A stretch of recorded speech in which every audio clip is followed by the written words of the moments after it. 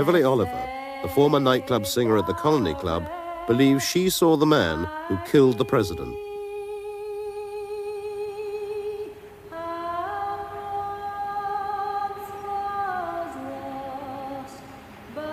She was in Dealey Plaza on the morning of the assassination.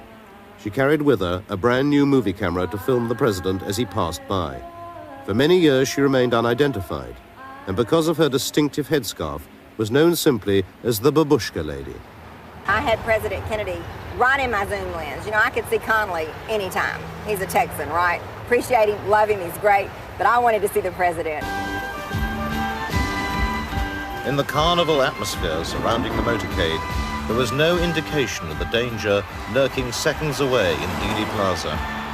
When I first heard a noise, I was not aware that that was a shot being fired. And maybe perhaps that's why I continued to film, because I thought it was a backfire or a firecracker. I mean, I wasn't used to being around guns. I did not realize that those were shots until I saw in the frame of my camera President Kennedy's head come off, the back of his head. Then I realized that that was a shot. I don't know how many I heard. I know where I thought the shots came from. Was the picket fence area around that large tree somewhere on the other side of those steps, but in the picket fence area. There was a figure there and there was smoke there. I will always believe that the man that shot President Kennedy was standing somewhere in the picket fence area. And no one will ever convince me any differently. Next to Beverly, as she filmed, was eyewitness Charles Brem with his young son. He was swiftly besieged by newsmen. Tell us exactly what you saw, sir. Yeah. He was coming down the street, and my 5-year-old boy and myself were by ourselves on the grass there on Palmer Street, and I asked Joe to wave to him, and Joe waved, and I waved, and the man... That's all right, sir. You were ahead. It was frightening.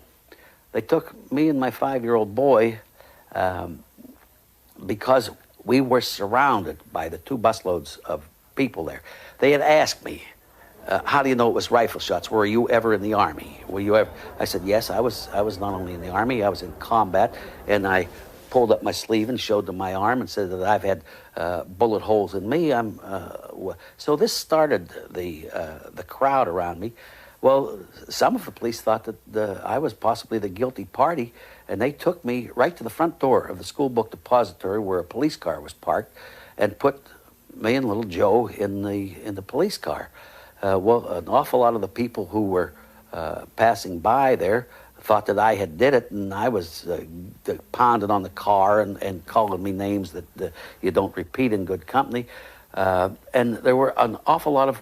You didn't know the cops from the robbers. After the assassination, Beverly was contacted at work by FBI agents who took her undeveloped film and promised to return it within 10 days. She has not seen it since. From the position that I was filming, I had the best shot of the assassination, and probably the only one that had a real good shot of the grassy knoll. And probably would be a lot of unanswered questions answered if my film could be found. Fortunately, a few feet to Beverly's left, Mary Ann Moorman in the dark coat took her picture a split second after the president had been fatally struck in the head. Although frequently examined by the FBI, her historic snapshot was too widely publicized to disappear. We know that the president's car was in the center. Its dramatic secret, however, has only recently been uncovered.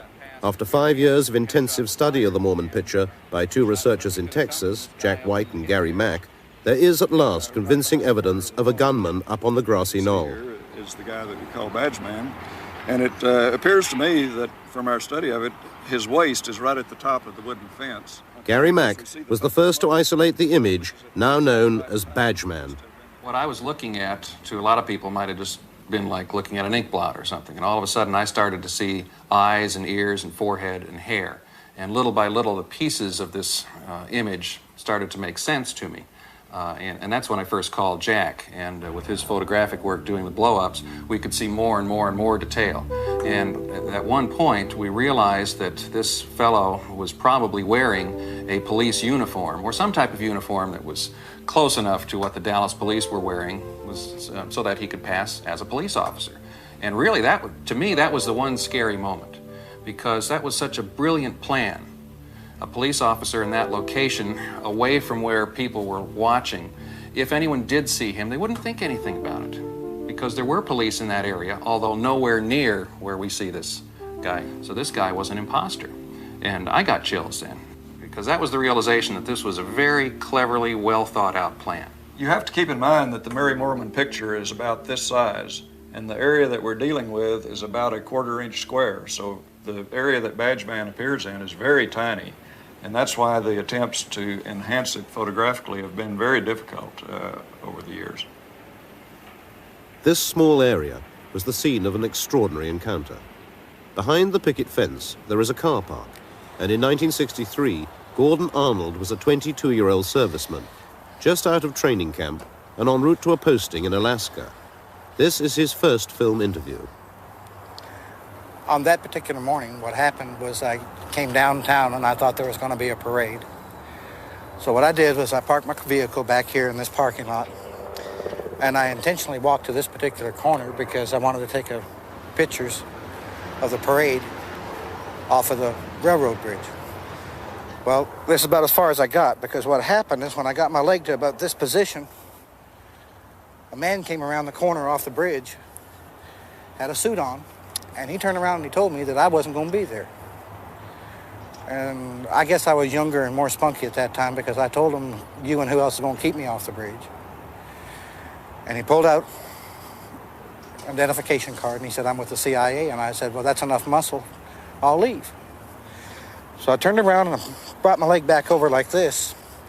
I walked down the fence line here about halfway. And I was looking over the fence to see if I could get a good shot of the parade. And he come back up and he told me, he says, I told you to get out of this area. And I said, okay. So I walked the complete length of the fence, got around on the other side. That's when I started to line up my frame so that I could take the picture of the parade. I had been panning shots through here so that I could get whatever was going to come down the street. And I saw that it was the President of the United States. And as I was panning down this direction, just as I got to about this position, a shot come right past my left ear. And that meant it would have had to have come from this direction. And that's when I fell down. And to me, it seemed like a second shot was at least fired over my head. There's a bunch of report going on in this particular area at that time. And what happened was that while I was laying on the ground, it seemed like a gentleman came from this particular direction, and I thought it was a police officer because he had a uniform of a police officer, but he didn't wear a hat, and he had dirty hands. But it didn't really matter much at that time, because with him crying like he was, and with him shaking when he had the weapon in his hand, I think I'd have gave him almost anything except the camera, because that was my mother's. And literally what the man did was kick me and asked me if I was taking a picture. I told him that I was. And when I looked at the weapon, it was about that big around, and I decided I'd let him go ahead and have the film. I gave it to him, and then he went back off in this direction. I went off in this direction. And 3 days later, I was in Alaska. And I didn't come back to the United States for about 18 months. We spent a lot of time studying the picture and looking at little details, and I guess in the back of our minds was a story that had come out 4 years earlier by a man named Gordon Arnold, who claimed to be a witness to the assassination and claimed to have been standing up by the fence. And there was a light blob of something very close to where Badgeman was. We weren't sure what it was, but gradually as details started coming out with Jack's photo work, we realized that this image was probably Gordon Arnold. And here's a guy who had told his story just to an acquaintance and was overheard, and that story went off to the news media, and Gordon Arnold was interviewed, and it appeared in the newspaper that he had been at the scene and was in that location, but no one believed him. because there were no photographs or films that showed a man in that position. But all of a sudden, the Moorman picture confirmed his story. And again, the interesting part is that Gordon Arnold's story came out 4 years before we noticed the appearance of this figure in the Moorman photograph. We later learned that Arnold was wearing this Army cap that had a slight point at the top and a medallion on the right-hand side that said U.S. Army, and it's exactly what we see in the photograph. We also know that Gordon Arnold was filming this scene with a movie camera, and that's exactly what the photograph shows, because we see the right arm of the person in this position with his hand up toward his face and what appears to be obstructing his face, something perhaps like a movie camera. All right, you want to check that measurement once again? Yeah, this is about... Gary and Jack's work has been verified and duplicated by independent experts in Great Britain.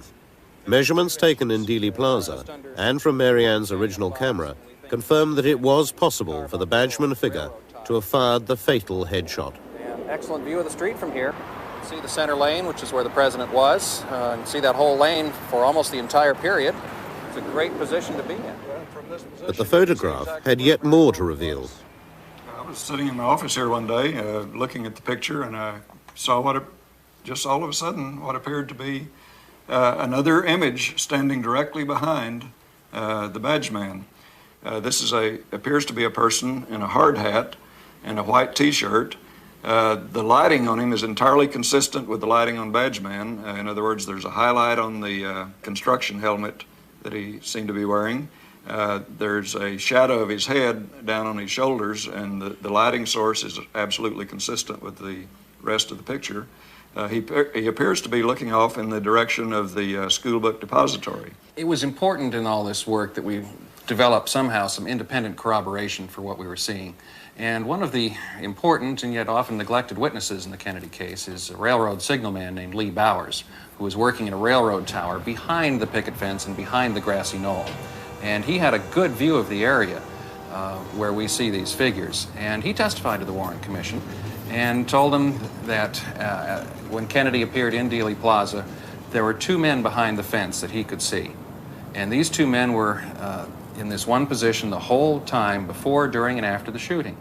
Lee Bowers died in a mysterious car accident 2.5 years after the assassination. However, his story is confirmed by another eyewitness, Ed Hoffman, a deaf mute who is interviewed here for the first time. I'd gotten off work early because I had a dentist's appointment. I was traveling down the freeway here, and I remembered that President Kennedy was coming to visit Dallas. I parked my car here. I realized at this spot that I would be able to see Kennedy pass close by. I stood here and waited, and I was looking towards where he would be coming from. I suddenly saw two men who looked suspicious directly over there in the car park. 25 years ago, these trees did not obscure the view. From his position at the side of the freeway, Ed Hoffman could clearly see the car park area behind the grassy knoll. I saw a man standing here, wearing a black hat and a blue jacket. I saw a puff of smoke, and I thought it was a cigarette, but it wasn't. He had a gun, and he walked towards the railroad. He tossed the gun to the second man. Then he turned and straightened his jacket, adjusted his hat, and walked casually away.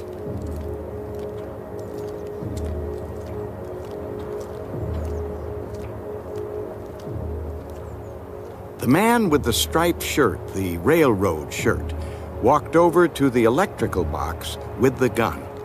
He took the gun apart. He put it in a toolbox.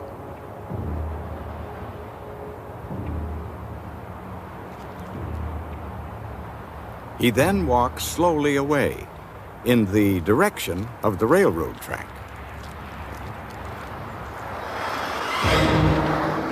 When the motorcade passed by below me here, I realized that Kennedy had been shot. I was horrified. I saw a policeman standing on the railroad bridge, and I tried to get his attention, but he didn't see me. So I got in my car and drove to the area where I had seen the two men. but there were so many people there, and I couldn't find them. I went to the FBI to tell them what I had seen. They didn't want me to say anything. They offered me money to keep quiet. They didn't understand that it was more important for me to tell them what I'd seen. It was hard for me to communicate with them. I do feel that the two men I saw were working together, and that the one with the gun behind the fence was the man who shot President Kennedy. Look at the situation. The FBI started in the investigation right away, and they had all these reports, over 50 reports from eyewitnesses saying at least one of the shots came from that area. And here, all of a sudden, they've got a photograph that shows the precise area within a sixth of a second of when the president's head explodes. Someone, somewhere in the FBI must have wondered, perhaps the gunman is in this picture. And I think they knew the evening of the assassination that there was a second gunman up on the grassy knoll. The medical evidence as it exists now does not indicate a shot from the front. But we do have to understand that if Badgeman was firing, and if it was Badgeman's shot that struck the president in the head, that means the medical evidence has been altered. And there you've got conspiracy existing within the United States government. Despite the government, Gordon Arnold is certain of what he saw.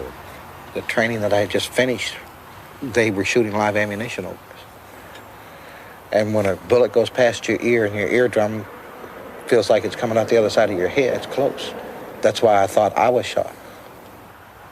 There's no doubt in my mind that I was there, and it did occur.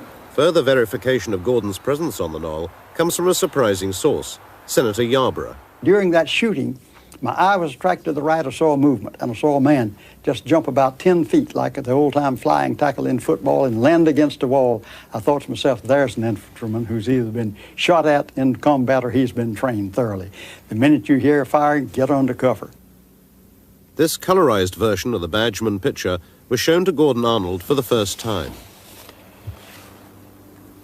He has always believed there was no proof of his presence on the knoll that day. Looks like a soldier in summer uniform with an overseas cap on. It looks like it would have been my uniform. And it looks like there's a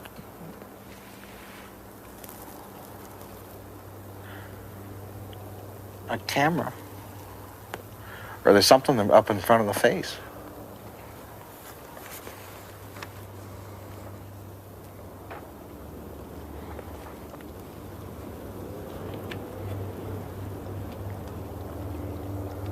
It looks like a white spot. If it's a flash, it would be like off of a muzzle flash. This looks like a police officer because that would be the badge. That would be the arm emblem. Would this fella back here be the railroad man I asked you about this morning? Because when I was walking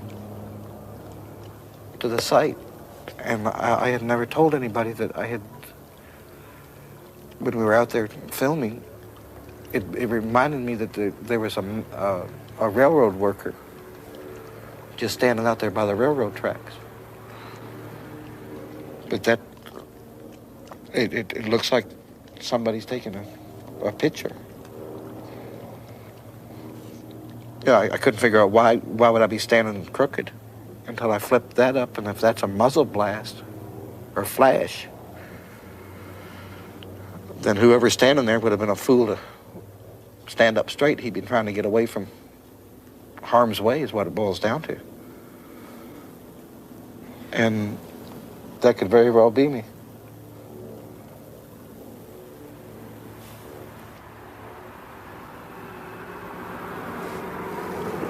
Son of a gun. That would be the closest thing that I've ever... To be honest with you, the picture bothers me because if this is a true thing of what has occurred, then I could be the only one that...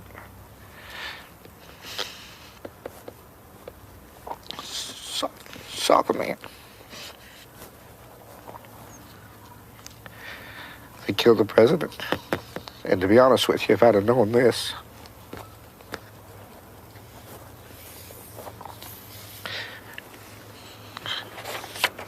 I wouldn't have given the interview.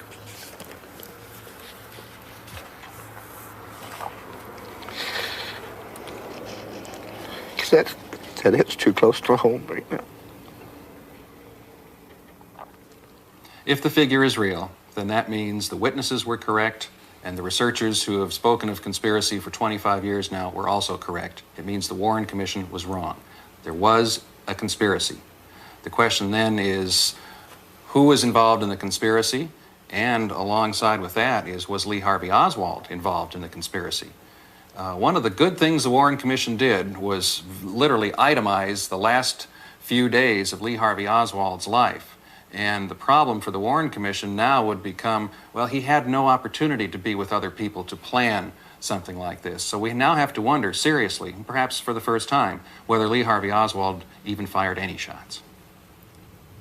The search for the men who did fire the shots has taken a dramatic step forward due to a painstaking and dangerous investigation by one man, writer Steve Revell.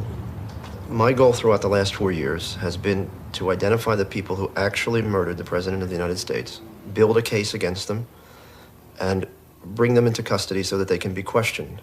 Because it seems to me that the only way we are going to learn the true nature of this conspiracy and identify the people who were ultimately responsible is through them.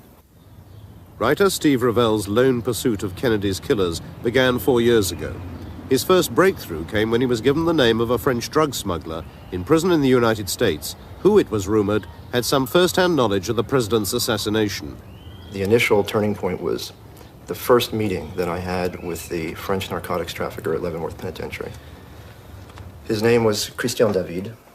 He had been a member of the old French Connection heroin network. He had then been a leader of the Corsican drug trafficking network in South America, known as the Latin Connection. And he had also been an intelligence agent for a number of intelligence services around the world. In exchange for my help in finding him an attorney to represent him against the possibility of his deportation to France after he finished his sentence at Leavenworth, he agreed to give me a certain amount of information concerning the assassination based upon his own knowledge. The first thing that he told me, very reluctantly, and only after 4 or 5 hours of my arguing with him, was that he was aware that there had been a conspiracy to murder the president, and indeed in May or June of 1963 in Marseille, he had been offered the contract to kill President Kennedy. That was the initial breakthrough, if you will. He was eventually deported to France. I remained in contact with him. I went to Paris to interview him in 2 prisons in Paris. And in the fear that he would be either committed to an asylum or that he would be convicted of an old murder charge, he gradually gave me additional information about the assassination. His position was that there were 3 killers and that they had been hired on a contract which had been placed with the leader of the Corsican Mafia of Marseille, a man named Antoine Guérigny. Guérigny, he said, was asked to supply 3 assassins, high-quality, experienced killers, to murder the president, and that Guérigny did so. In the course of one of the first significant conversations I had with David on this subject, he told me that he had been in Marseille in May or June of 1963, and that every evening he went to Antoine Guérigny's club on the old port of Marseille to meet people who owed him money. One evening, Guérigny sent for him, asked him to come to his office, which was above the club. And Guérigny told him that he had an important contract, and he asked David if he were interested. David said, who's the contract on? And Guérigny said, an American politician. David asked, well, is it a congressman, a senator? And Guérigny said, higher than that. La plus haute légume, he said, the highest vegetable. At that point, of course, David knew who he was talking about. David asked him where was the contract to be carried out, and when Guérigny said it would be done inside the United States, David refused on the grounds that that was much too dangerous. Now, David initially would only give me the first name of one of the 3 men on the grounds that 2 of the 3 were still alive, And since they were members of this Corsican milieu, which has a code of silence and a code of vendetta, if he named them, he himself would be murdered. However, he did agree to give me the first name of the third man who he said was dead. And that man, he said, was named Lucien. I then spent a great deal of time in Paris and Marseille trying to find out who this Lucien was. And through contacts that I made in the journalistic and police and intelligence communities, I was able to determine that this Lucien was in fact a Corsican drug trafficker and killer of the 1960s and 70s by the name of Lucien Sarti. Sarti had been killed in Mexico City in 1972. I confronted David with the name of Sarti, and he in effect confirmed that that was the man he had referred to. He was an extremely reckless, very daring man, known and despised even by his colleagues for taking enormous chances. But that same recklessness made him one of the most successful contract killers and drug traffickers of his era. Having identified Sarti, Christian David, fearing for his life, refused to name the other two assassins recruited to kill Kennedy. Nonetheless, in successive interviews, he slowly began to reveal how the contract, placed here in Marseille, had been carried out. In the fall of 1963, the three killers were flown from Marseille to Mexico City, where they spent some 3 or 4 weeks at the house of a contact in Mexico City. He said that they were then driven from Mexico City to the U.S. border at Brownsville, Texas. They crossed the border using Italian passports. He said that they were picked up on the American side of the border at Brownsville by a representative of the Chicago Mafia, with whom they conversed in Italian. They were then driven to Dallas and put up in a safe house which had been prepared for them so as not to leave any hotel records. He said that they spent several days taking photographs of Dealey Plaza. And in the evenings at the safe house, they studied the photographs and they arranged what he called a crossfire with 3 guns. On the question of the actual murder, he was reasonably specific that 2 of the assassins were in buildings behind the president's limousine. He did not know which buildings. However, he did specify that one was high and one was low. In fact, he said presque sur l'horizontale, almost on the horizontal. And he went on to add, you can't understand the wounds unless you understand that one of the men was almost on the horizontal. Now, in a separate conversation with David, I asked him, based upon what I knew about Sarti's penchant for changing his appearance, whether Sarti had ever said anything to him about having worn a disguise. And David said, "What do you mean by a disguise?" I asked him, did Sarti ever indicate that he wore clothing other than he normally would have worn? And David thought about it for a moment and said, he wore a uniform. I asked him what kind of uniform, and he refused to answer. But he did add that on jobs like this, they were always in disguise. He said if, for example, there were a military post nearby, they would dress in military uniforms. He said that there were 4 shots. The first shot was fired from the rear, struck the president in the back. The second shot was also fired from the rear, and as David said, hit the other man in the car. The third shot was fired by Sarti from the front, struck the president in the head.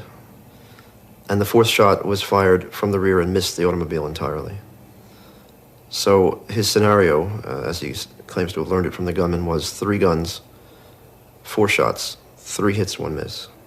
He also added at one point that 2 of the shots were fired almost simultaneously. He said that in the moment of panic, which always follows an incident of this kind, they were able to get away from Dealey Plaza and go back to the safe house.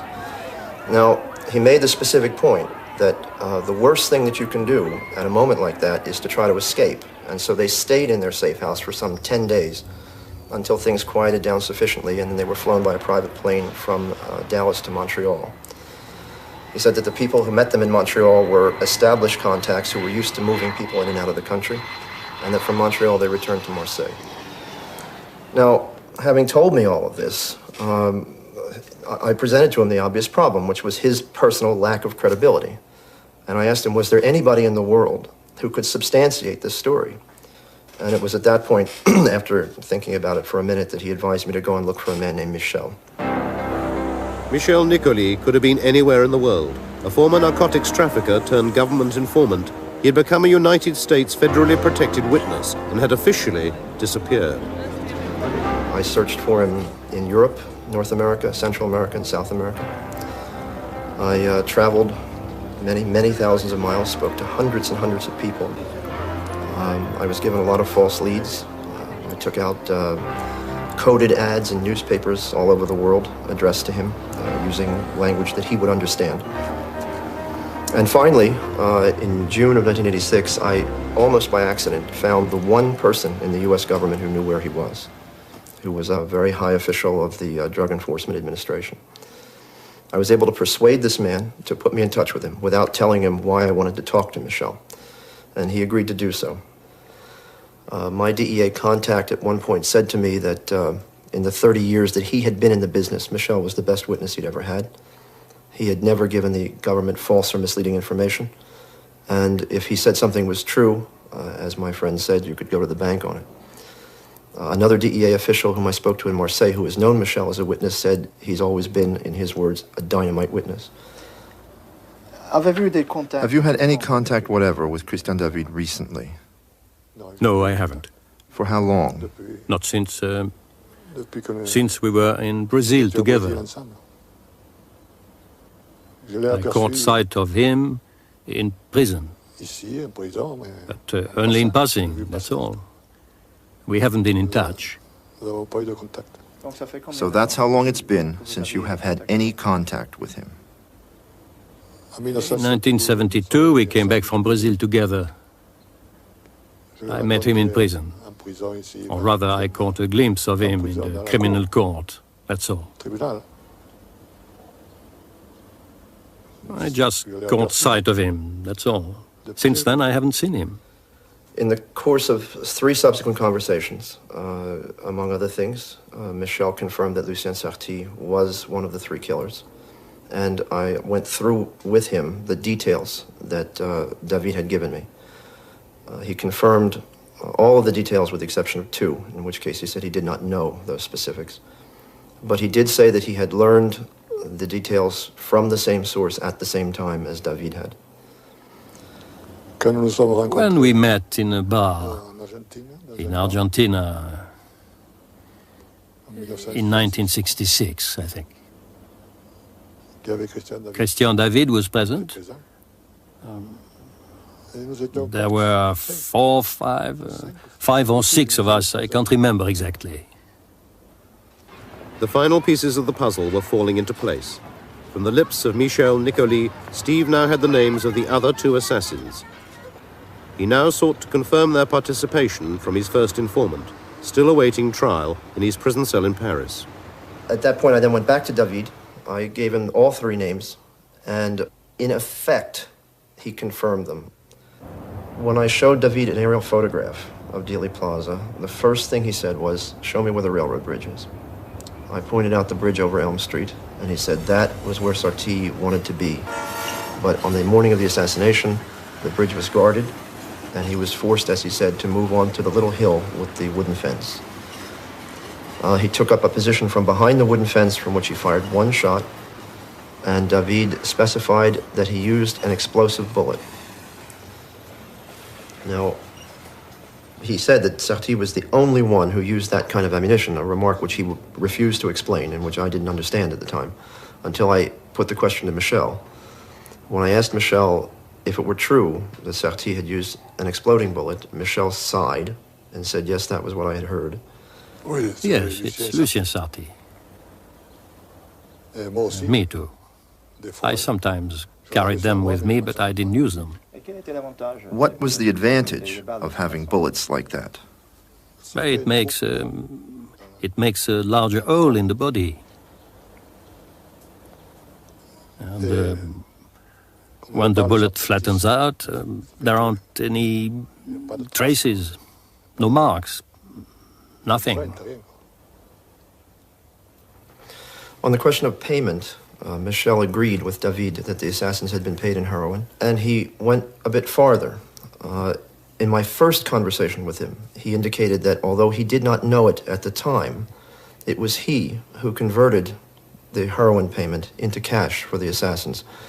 He indicated, at least initially, that the 3 men had appeared at his apartment in Buenos Aires in the months following the assassination with, as he put it, a substantial quantity of heroin.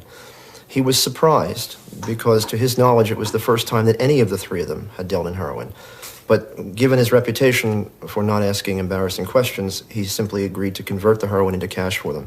Did they ever give you any indication about who was behind this contract? No, they didn't talk to me about that. It was Christian David who told me that it was someone in the mafia, but I don't know who it was. But it was known more or less generally in this circle of Frenchmen in South America that it was the mafia that was behind it. Yes.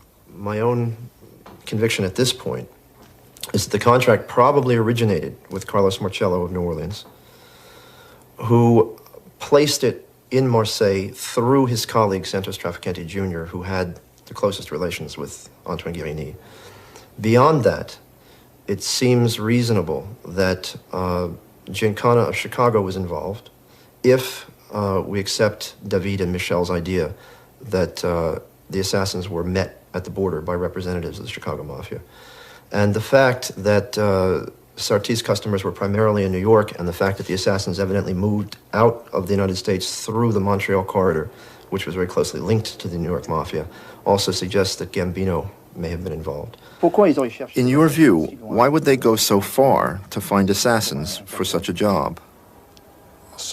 In my opinion, to obliterate any traces, to fool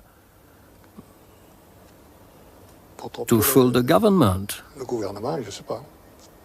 Yes, it's more difficult to find foreign killers. It's more difficult,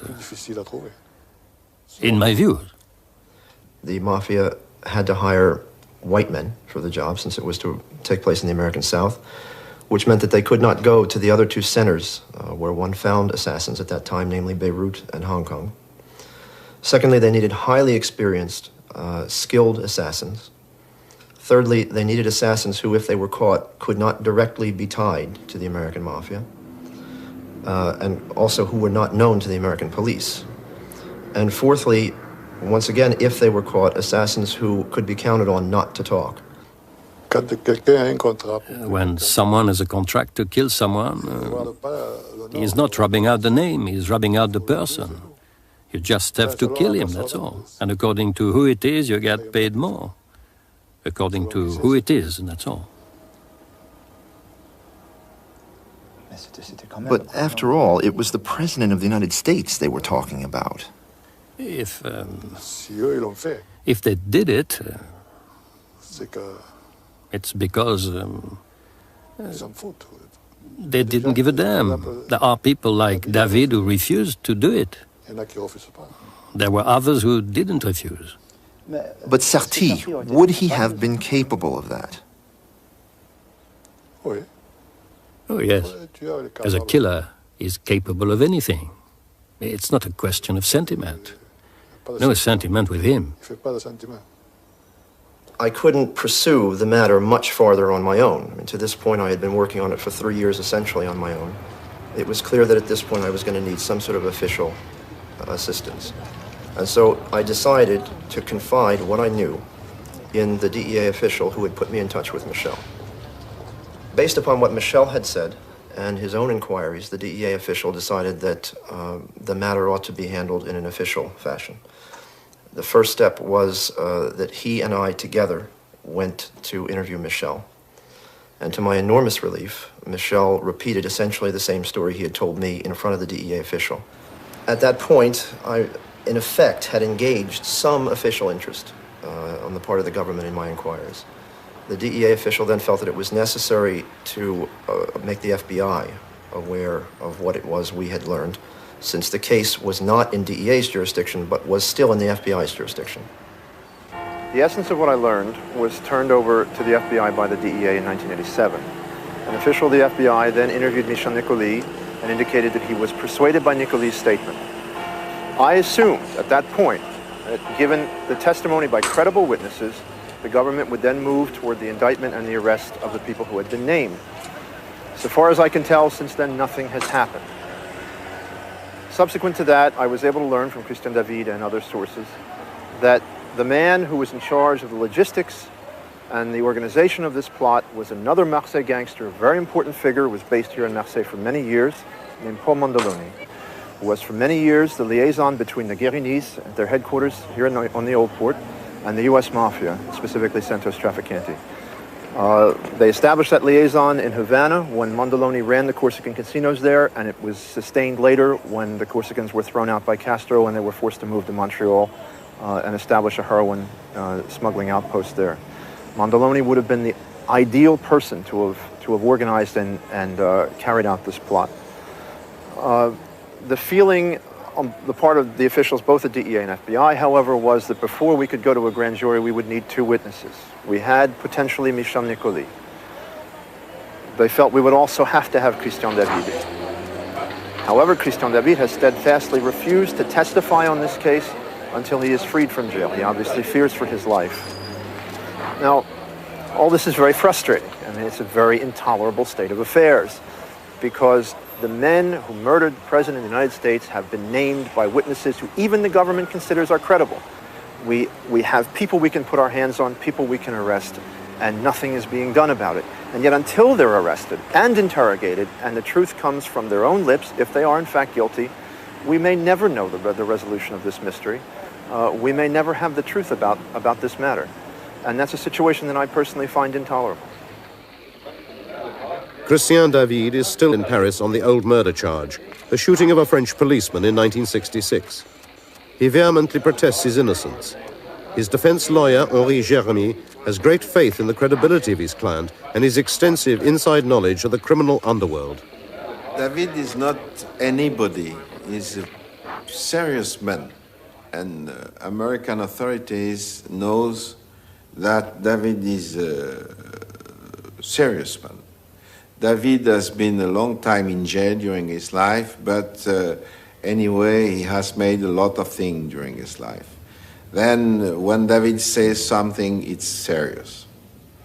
But David has always been extremely reluctant to impart any details of what he knows about the killing of Kennedy, even to his own lawyer. I said, yes, I know certain things. Could you tell me those things? I asked him. He told me, no, I'll talk when I'll be free. Yes, but he told me, I can, if you want, write to you what I know. I said, all right. And then he wrote to me a letter, a closed letter. And on this letter, it's written, cette lettre doit être gardée en dépôt par mon avocat jusqu'à ce que j'ai retrouvé ma liberté. Elle ne peut pas être ouverte sans mon autorisation. That letter must be kept in deposit by my lawyer until I am free. It's impossible to open it without my authorization. There is two signatures, Christian David, Christian David. I think there is in this envelope details important to find murderers, because I think there were murderers, and not only one murderer. That's what it is in this envelope. That's what I think about that. With the new evidence that has emerged from these investigations, so many of the mysteries surrounding the murder of the president can at last be explained. Not least of all, the manipulation of the medical evidence to conceal the devastating effects of the dum-dum bullet fired from the right front by Lucien Sarti. The use of such a distinctive missile and its trajectory would have been immediately apparent at a normal autopsy, as Dr. Cyril Wecht explains. A frangible bullet is one that is constructed to literally break apart upon impact. Some people call it an exploding missile, some people call it a dum-dum, but they're not quite the same. I think the more correct technical word would be a frangible bullet. If a frangible bullet had been fired from the right side, then it would have, of course, dispersed into dozens, if not hundreds, of fragments, leaving no significant piece of itself intact. There were many small pieces of metal that were never subjected to neutron activation analysis testing. And unless that was done, you see, we could never know for sure whether all of the fragments came from one particular bullet or one batch of bullets. That's the significance of the brain examination relating to whether there was a second gunman, and also the possibility of whether a frangible bullet had been used by that second gunman firing from the right side. I've become convinced that Oswald had nothing to do with the assassination, and that he was very carefully chosen and very carefully set up to take the blame.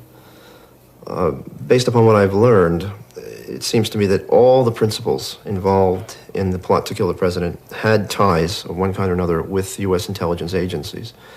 There was Trafficante and Giancana, who had been conspiring with the CIA to assassinate Fidel Castro. Antoine Guérini, who had had a relationship with both the OSS and the CIA dating from 1943. And there was Oswald, whom I'm satisfied had been used as a low-level intelligence operative. So even though I don't think that the CIA, for example, had anything directly to do with the assassination, on the day after the assassination, they found themselves in a horribly compromised position, a position in which they could very easily have been blackmailed by the plotters into covering up whatever they knew about the assassination. But the mafia could hardly have acted alone, given the intricacy of the assassination plot and the strength of the cover-up for 25 years. Colonel Fletcher Prouty was Chief of Special Operations of the Joint Chiefs of Staff during Kennedy's presidency. He believes even more powerful forces were ultimately responsible. I think without any question, it's what we called the use of hired gunmen.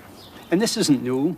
In fact, this little manual here, which is called the Assassination Manual for Latin America, contains a line which says that, talking about Latin America, if possible, professional criminals will be hired to carry out specific selective jobs in quote, which means murders.